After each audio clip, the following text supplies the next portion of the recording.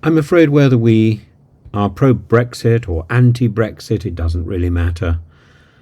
I think Brexit has become an excuse for indolence. And I think too many people are hiding behind the failure of Brexit, whether we interpret that as the failure of Brexit to deliver the goods, whether we interpret it as simply Brexit was a bad idea, whether we interpret it as Mrs. May's failure to actually implement Brexit.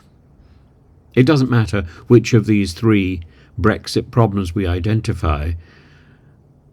There's a general malaise spreading across society, which seems to have come in with Brexit. And I think we're looking at Brexit and shrugging and saying, well, we can't make it work, so why bother doing anything? And I think we need to change that spirit.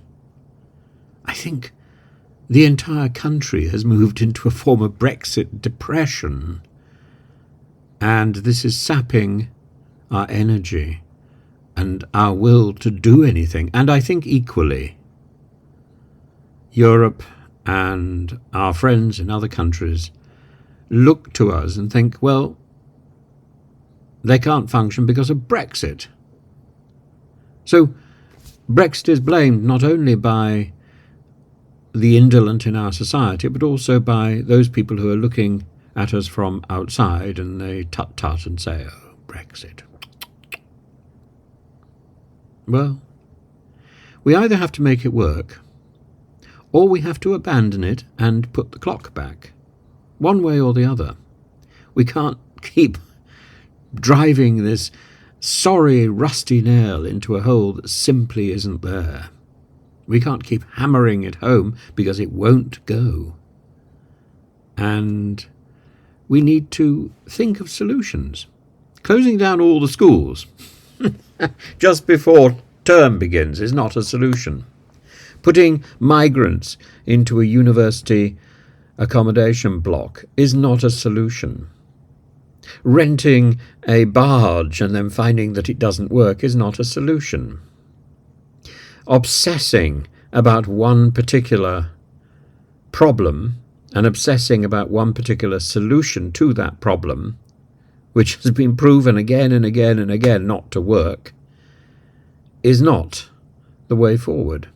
That problem, of course, is migration.